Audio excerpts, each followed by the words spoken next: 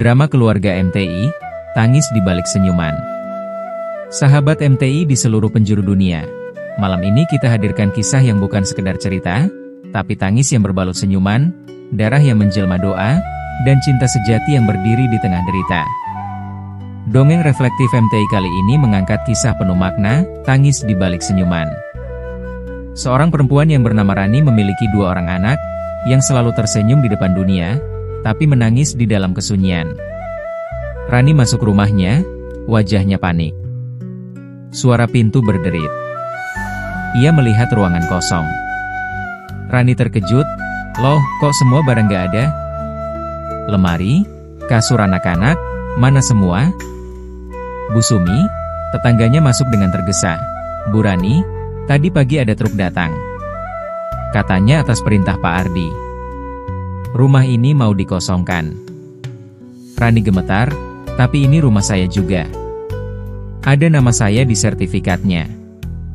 Tiba-tiba handphonenya berdering, dari layar tertera nama sebuah bank, kemudian Rani mengangkatnya. Maaf Bu Rani, saya customer service Bank Mendung. Rekening bersama atas nama Anda dan Pak Ardi sudah dibekukan sejak kemarin. Ada permintaan resmi dari pihak suami Anda. Rani dengan suara lemah. Saya tidak tahu apa-apa. Dan ada kartu kredit tambahan atas nama Anda. Limitnya sudah dipakai penuh, kata petugas bank lagi. Rani menangis. Saya tidak pernah minta kartu tambahan loh Bu. Kemudian Rani mengunjungi ibu kandungnya, Bu Marni. Suara hujan. Rani duduk di teras di rumah ibunya. Bu Marni, ibunya berkata, "Nak, kamu boleh menangis. Tapi jangan menyerah. Mereka boleh ambil rumahmu, rekeningmu, bahkan nama baikmu. Tapi mereka tidak bisa ambil keberanianmu." Rani terisak. Bu, saya capek. Saya sudah berusaha jadi istri yang baik, dan ibu yang baik. Tapi semua dihancurkan. Bu Marni memeluk putrinya dengan penuh kasih sayang. Kamu tidak dihancurkan, Nak. Kamu sedang dibentuk. Tuhan tidak pernah tidur. Dan air mata ibu selalu sampai ke langit. Ardi datang ke rumah kecil Rani. Aku cuma ingin kamu pergi dari hidupku. Semua sudah selesai, kata Ardi. Apa? Selesai? Setelah kamu bekukan rekening, kosongkan rumah, dan pakai nama saya untuk utang? Kamu terlalu banyak menyakiti. Tapi aku tidak akan membalas. Aku akan bangkit untuk anak-anakku, ujar Rani tegas.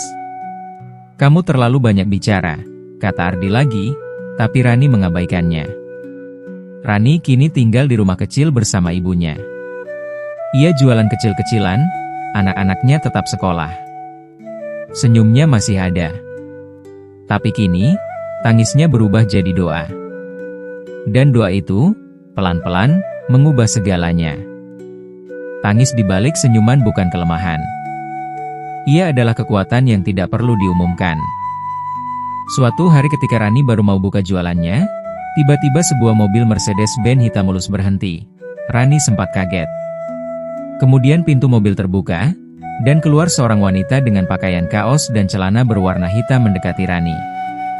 Ternyata Dahlia, sahabatnya waktu di SMA. Ran, bagaimana kabarmu? Kamu jualan di sini ya? Mana suami dan anak-anakmu, Ran? Tanya Dahlia. Kemudian Rani menceritakan semuanya. Sabaran, biar aku yang ngurus semuanya. Aku pengacara sekarang. Suami seperti ini harus diberi pelajaran, kata Dahlia. Dahlia, aku sudah hampir menyerah, ujar Rani terisak. Jangan Ran. Kita kumpulkan bukti. Sertifikat, rekening, kartu kredit dan lainnya.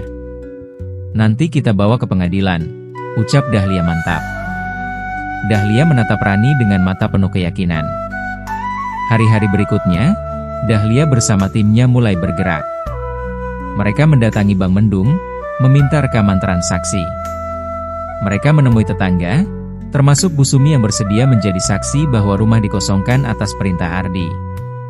Mereka juga menemukan jejak keterlibatan Bulastri, mertua Rani yang ternyata ikut menandatangani dokumen palsu untuk mengalihkan aset.